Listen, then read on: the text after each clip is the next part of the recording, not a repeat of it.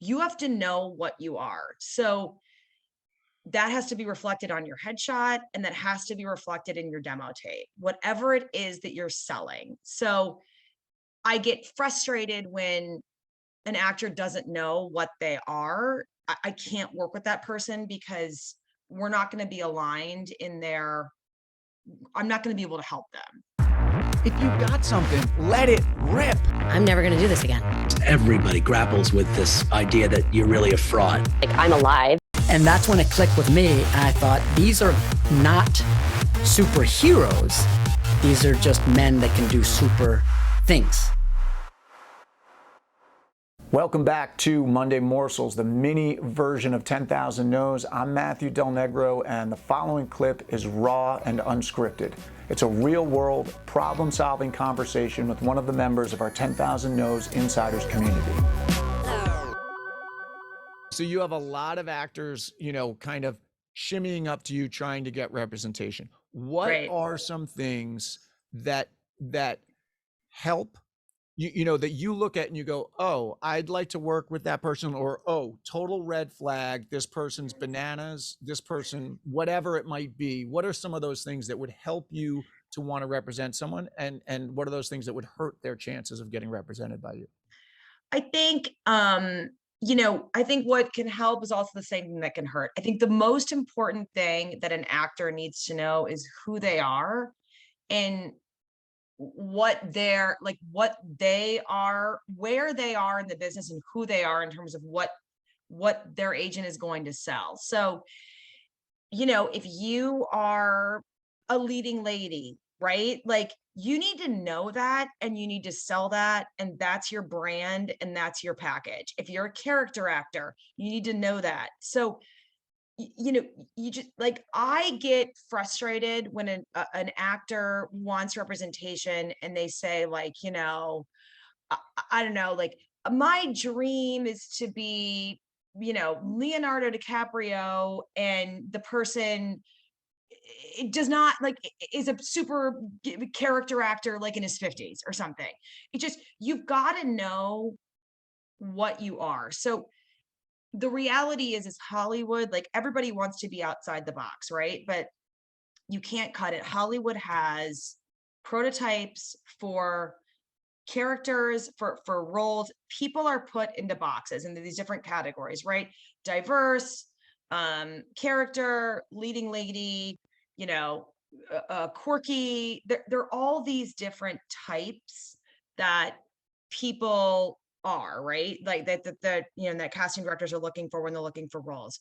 You have to know what you are. So that has to be reflected on your headshot and that has to be reflected in your demo tape, whatever it is that you're selling. So I get frustrated when an actor doesn't know what they are.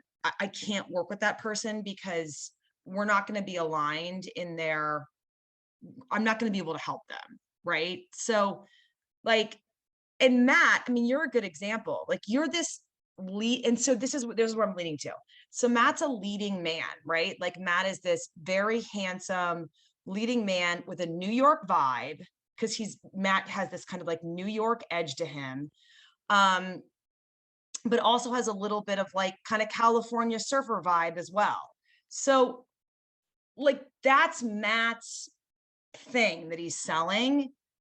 And so that's what like, when he's coming up as an actor, like as a young guy in his 20s, like, that's what he needs to sell, is like, this is what I have to offer. Do you need this on your client list? Because I fill a perfect void for that. Then we start working together, we're off to the races. And the first handful of jobs that Matt's going to get are leading male roles like that. Maybe like, macho roles, men with swagger, like, those kind of classic leading alpha male roles.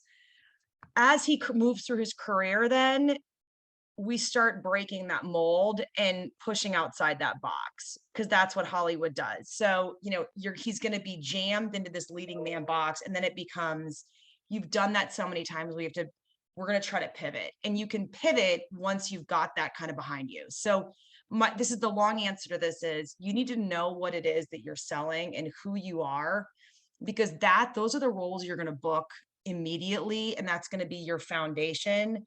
And then once you have that, then you work to pivot out of that. And that's how you develop a long career with longevity that has all different layers to it.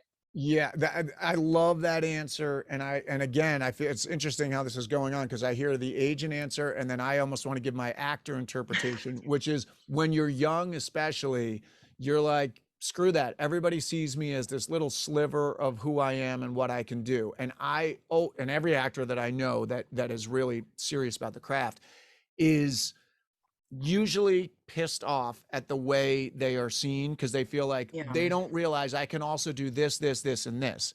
But to Marion's point, you know, or to Matthew McConaughey's point of green lights, you got to take those green lights. It's like get the ones that they're going to give you right now and book and get momentum.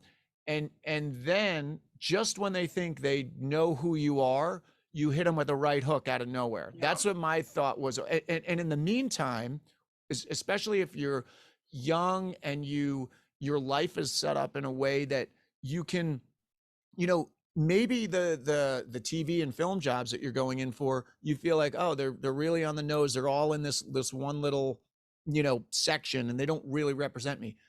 There's nothing against you going and doing theater and playing crazy character roles. You know, I think about, like, you know, Chris Messina, when we were in New York, he was playing, you know, everything he did was like off Broadway, like blue hair punks, like crazy characters. Mm-hmm. The job that put him on the map in TV was 6 Feet Under, playing a Republican attorney, you know, and then Hollywood, being the place that it is, cast him in Vicky Cristina Barcelona. And like everything he did was like that. And he did that for a while. And then he had to kick and scream to get back to the point where just recently played a crazy killer in the Suicide Squad. I can't even think of the name of it. With Ewan McGregor and Margot Robbie. Anyway, the movie he just did, he was like a crazy killer. You know, it's like, but that's how many years after, like, having to get out of that type that they wanted to put him in. But you kind of you get known, and then you can venture outside. Or maybe you can do what Ed Norton did, and your first role, you come on and people see, wow, what a range. You know, he came out in Primal Fear, boom. Everybody's like, oh, wow, he played this guy and this guy in the same movie. All right, that is it. Now, obviously, you can just take what was said and apply it to your own life. But if you like what you heard so much that you want to find out how you can become a part of this community, just click the link for 10,000 No's Insiders in the show notes, or visit 10,000nos.com and check out more details there. If you feel like this helped you, please consider helping us by rating, reviewing, and subscribing to the podcast. Or if you're watching on YouTube, by liking this video, subscribing to our channel, and dropping a comment below. We appreciate it, and have a great week.